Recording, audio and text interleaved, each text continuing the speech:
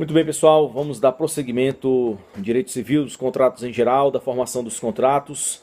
O que nós estamos fazendo com esses vídeos é basicamente comentário dos artigos, tá? E esses comentários não são meus. Esses comentários é basicamente um resumo do Código Civil comentado de Maria Helena Diniz.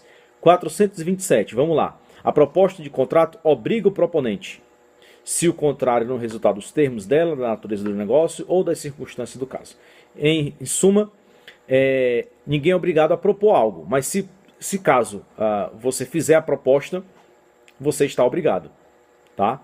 Você está obrigado à proposta, tá bom? Então a proposta é uma declaração unilateral de vontade, produzindo desde logo os seus efeitos jurídicos. Ele assume caráter de obrigatoriedade e, salvo cláusula expressa, não poderá ser retirada nos termos e prazos definidos.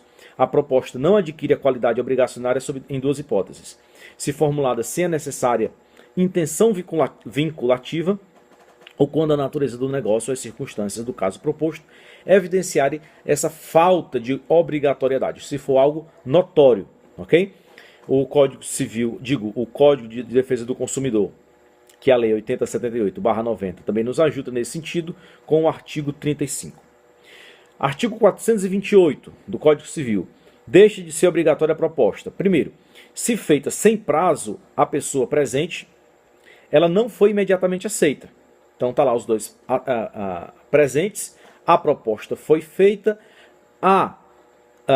ela não foi aceita, então aquela proposta ela cai, ela não se mantém, ela não assume esse caráter de obrigatoriedade, as duas pessoas estando presentes. Se feita sem prazo a pessoa ausente, tiver decorrido tempo suficiente para chegar a resposta ao conhecimento do proponente. Então você vai vender a sua bicicleta e faz a proposta de R$500. Então a pessoa não está ausente, decorreu tempo suficiente para a pessoa lhe responder, ela não lhe respondeu. Passado esse tempo, passado aí talvez umas 2 semanas, ela chega querendo comprar a sua bicicleta. Aí você diz: não, peraí, decorreu tempo suficiente, a proposta não é mais essa, agora eu só vendo por 600. Então isso aí não tem nenhum problema. Muito bem, se feita a pessoa ausente, não tiver sido expedida a resposta dentro do prazo dado. E, em quarto lugar, se antes dela ou simultaneamente chegar ao conhecimento da outra parte a retratação do proponente.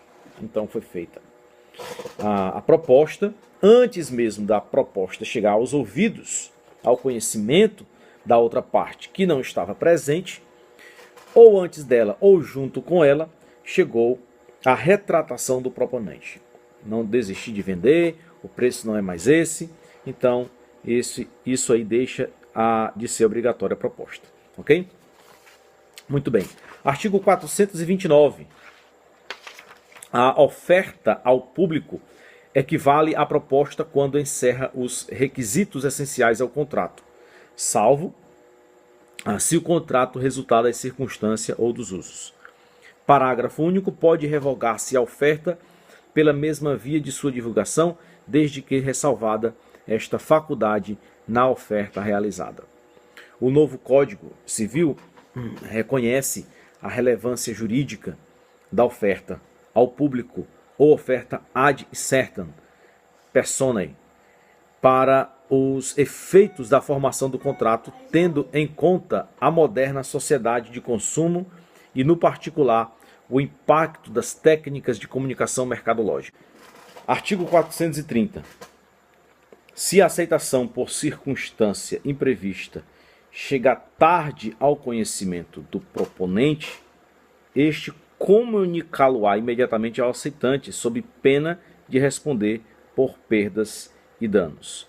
Então, a recepção do aceite por parte do proponente chegou tardiamente, só que por circunstâncias imprevistas. Ok, então nesse caso, o proponente, se caso quiser recusar esse aceite, ele deve comunicar imediatamente, porque se ele não fizer, responde por perdas e danos. Ok? Então, a recepção tardia pelo proponente da oportuna aceitação da oferta acarreta perda da obrigatoriedade da proposta. Mas, para isso, o proponente deve avisar, comunicar imediatamente ao aceitante. Artigo 431. A aceitação fora do prazo, com adições, restrições ou modificações, importará nova proposta. Uma não aceitação integral, contendo os termos da proposição inicial, representando por consequência uma nova proposta. Aliás, representa por consequência uma nova proposta. Pouco importará, então, tratar-se de aceitação intempestiva ou não. Artigo 432. Se o negócio for daqueles em que não seja costume a aceitação expressa, ou o proponente a tiver dispensado, reputar-se-á concluído o contrato, não chegando a tempo à recusa. Então, o aceitante calou-se, silenciou-se. Então, reputar-se-á concluído, aceito o contrato. Ok? Muito bem. 433. Considera-se inexistente a aceitação se antes dela ou com ela chegar ao proponente a retratação do aceitante. De uma maneira, nós podemos ver aqui o oposto do artigo 438, 428, inciso 4. Né? Quando lá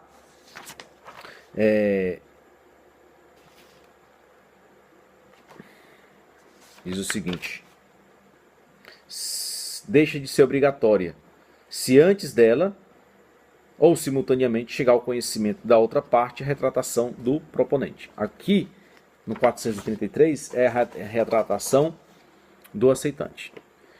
434. Os contratos entre ausentes tornam-se perfeitos desde que a aceitação é expedida. A conclusão do contrato, o aceite do contrato, é desde que a aceitação ela é expedida.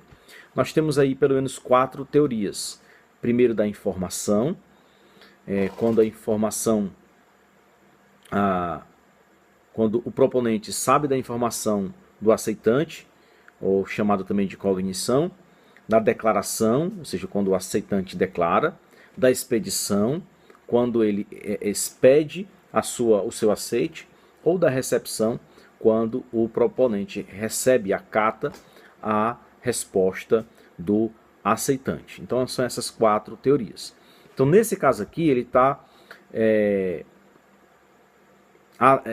adotando a teoria da expedição. Então desde que a aceitação é expedida. Exceto no caso do artigo antecedente, se o proponente se houver comprometido a esperar a resposta, ou se ela não chegar no prazo convencionado. Artigo 435. Reputar-se-á celebrado o contrato no lugar em que foi proposto. Se foi pela internet, é no lugar da proposta. Tá? Então aqui nós encerramos essa nossa aula de Direito Civil.